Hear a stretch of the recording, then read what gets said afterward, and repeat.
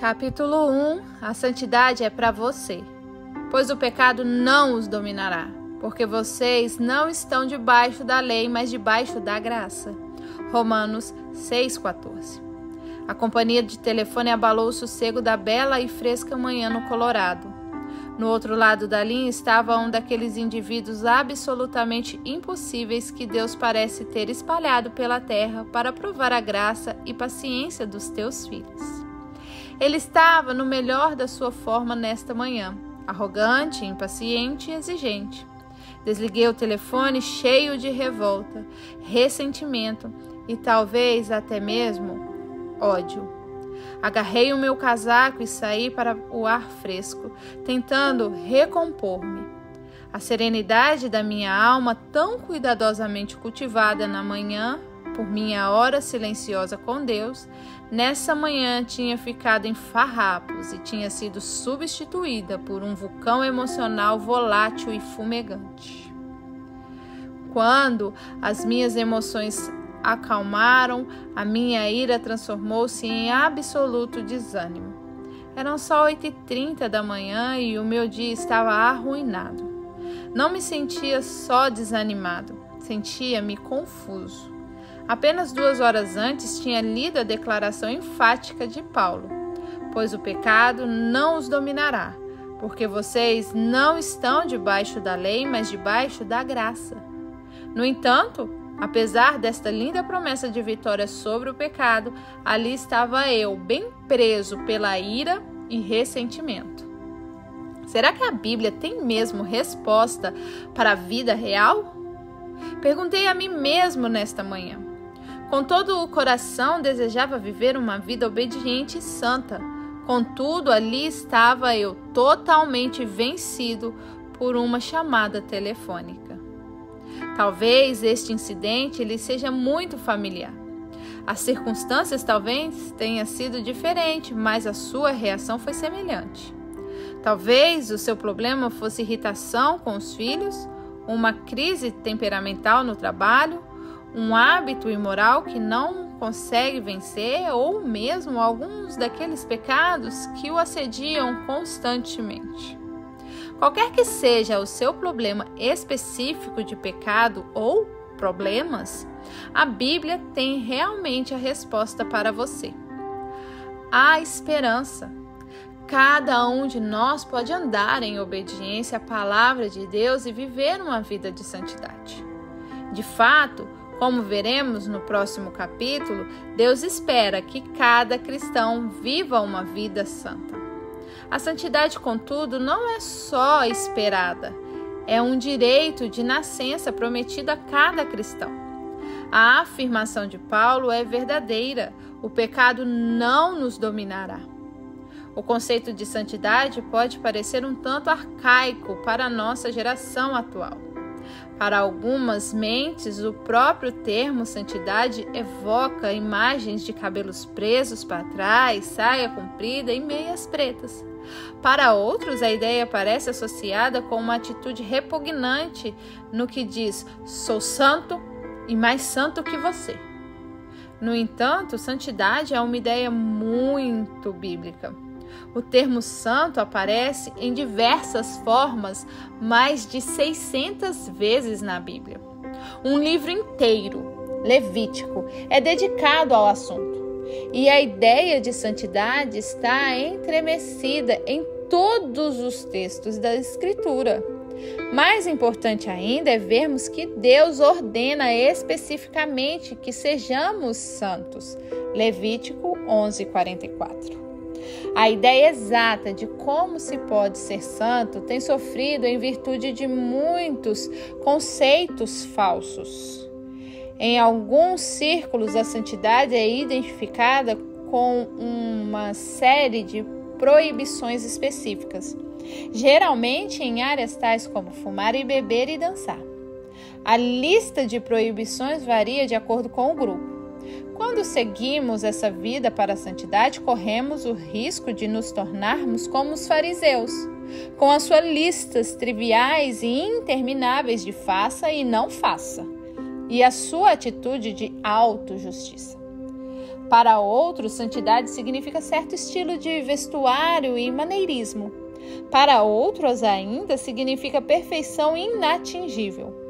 Uma ideia que fomenta o engano ou desencorajamento em relação ao pecado pessoal.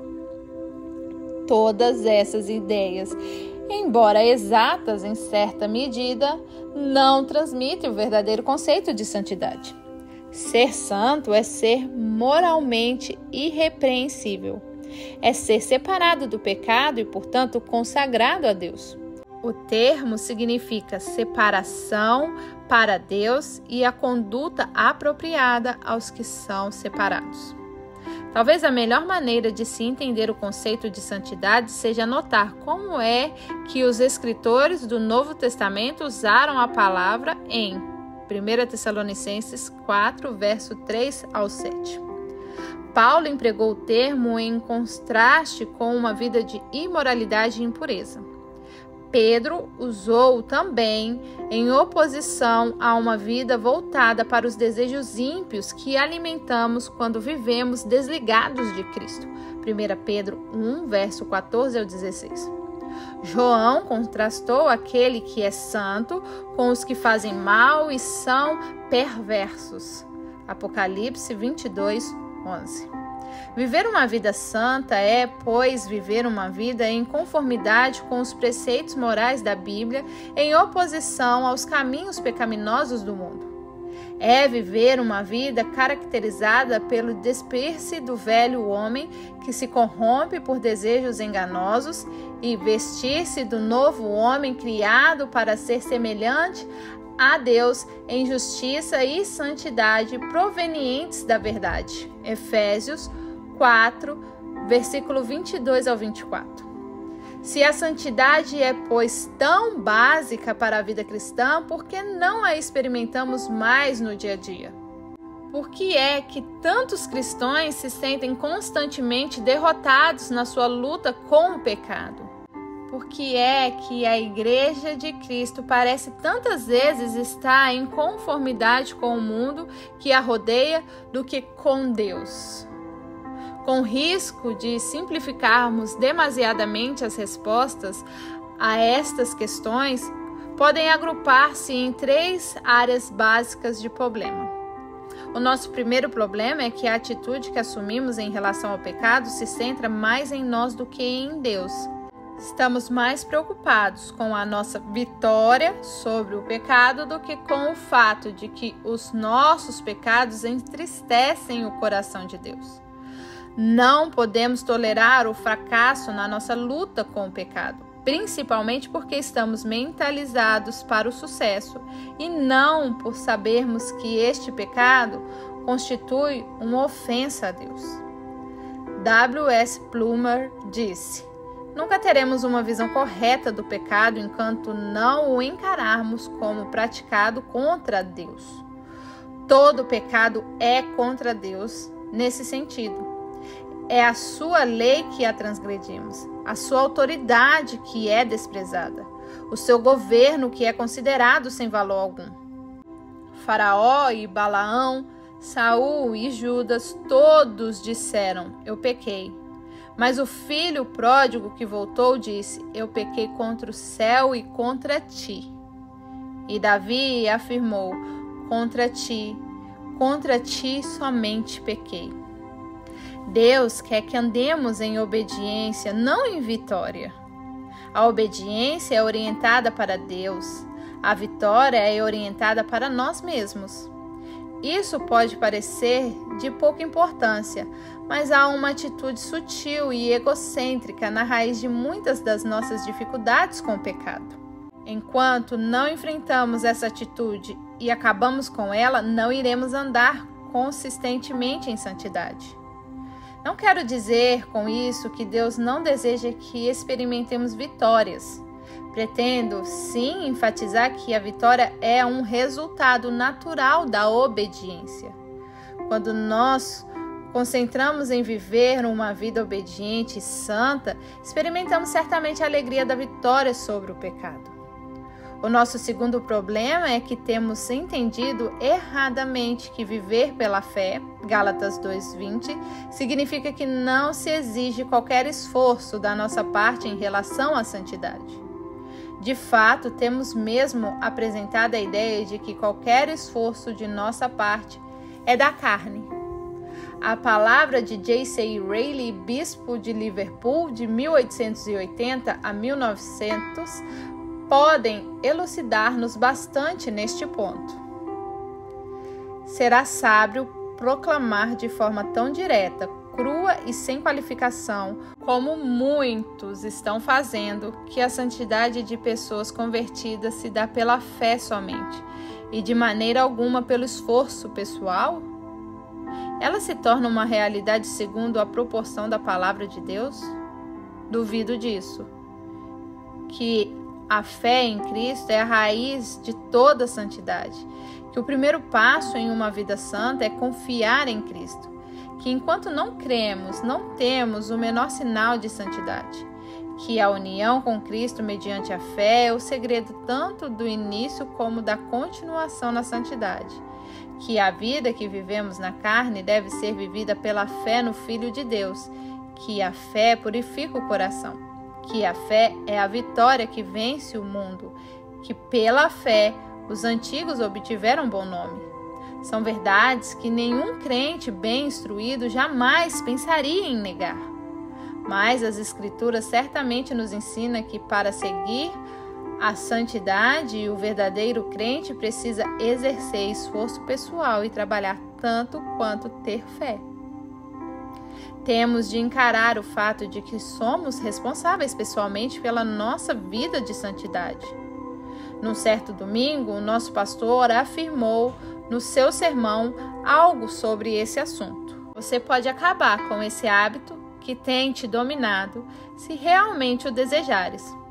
Como ele estava referindo-se a um determinado hábito que não constituía problema para mim, concordei imediatamente com ele em pensamento. Mas então o Espírito Santo disse-me: e você pode acabar com os hábitos pecaminosos que te escravizam se aceitares a tua responsabilidade pessoal em relação a eles. O fato de reconhecer que tinha mesmo essa responsabilidade tornou-se um marco importante na minha própria busca de santidade. O nosso terceiro problema é que não levamos a sério alguns pecados. Temos naturalmente classificado os pecados em duas categorias: aqueles que são inaceitáveis e aqueles que podem ser um pouco tolerados. Um incidente que ocorreu precisamente quando este livro estava sendo terminado ilustra o problema. O nosso escritório estava utilizando uma casa móvel como extensão do escritório até que estivesse pronta as novas instalações. Como a nossa propriedade não estava classificada para alojar casas móveis, tivemos de pedir uma licença especial para ocupar esta casa. Tivemos de renovar diversas vezes essa licença. A última expirou precisamente na altura em que as novas instalações ficaram prontas, mas antes de termos tempo de fazermos devidamente a mudança. Isso precipitou uma crise para o departamento que se encontrava funcionando na casa móvel. Numa reunião em que esse problema foi discutido, levantou-se a questão: que diferença faria se mudássemos esse departamento dali a uns dias? Bem, que diferença faria realmente? Afinal de contas, a casa estava situada atrás de alguns montes onde ninguém a veria. E legalmente, nós não precisaríamos mudar a casa, apenas esvaziá-la. Então, que diferença faria se excedêssemos a licença em poucos dias? Não será a insistência em observar a letra da lei um legalismo exagerado? Mas as Escrituras dizem que são as raposinhas que estragam a vinha. Cantares de Salomão 2:15. É um compromisso nas coisas pequenas que conduz às maiores quedas. E quem é que pode dizer que uma pequena desobediência à lei civil não é um pecado sério aos olhos de Deus?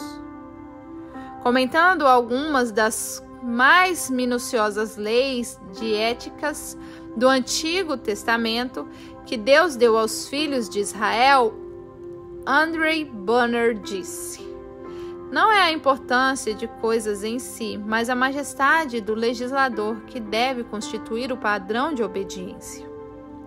Alguns, na verdade, talvez classifiquem regras minuciosas e arbitrárias desse gênero como insignificantes, mas o princípio envolvido na obediência ou desobediência não era senão o mesmo princípio que foi posto à prova no Éden, aos pés da árvore proibida. É este: devera o Senhor ser obedecido em todas as coisas, qualquer que seja a sua ordem. Será ele um legislador santo? Será as suas escrituras obrigadas a concordar implicitamente com a sua vontade? Estaremos nós dispostos a chamar pecado ao pecado? Não por ele ser grande ou pequeno, mas porque a lei de Deus o proíbe. Nós não podemos classificar o pecado por categorias se quiséssemos viver uma vida de santidade. Deus não nos deixará ir longe com esse tipo de atitude. Esses 3 problemas serão tratados em mais pormenor em capítulos posteriores deste livro. No entanto, antes de prosseguir, dedique algum tempo a ordenar devidamente este assunto no seu coração agora mesmo. Irá começar a olhar para o pecado como uma ofensa contra Deus Santo, em vez de ver nele apenas um desafio pessoal. Irá começar a assumir a responsabilidade pessoal pelo seu pecado, reconhecendo que, ao fazê-lo, tem de depender da graça de Deus. Irá decidir obedecer a Deus em todas as áreas da vida, por mais insignificante que possa parecer. Ao avançarmos, iremos considerar em primeiro lugar a santidade de Deus. É aí que realmente começa a santidade. Não em nós mesmos, mas em Deus. É só quando vemos a sua santidade, a sua absoluta pureza e ódio moral ao pecado, que ganhamos consciência da gravidade do pecado contra o Deus Santo. Ficar profundamente consciente desse fato é o primeiro passo na nossa busca de santidade.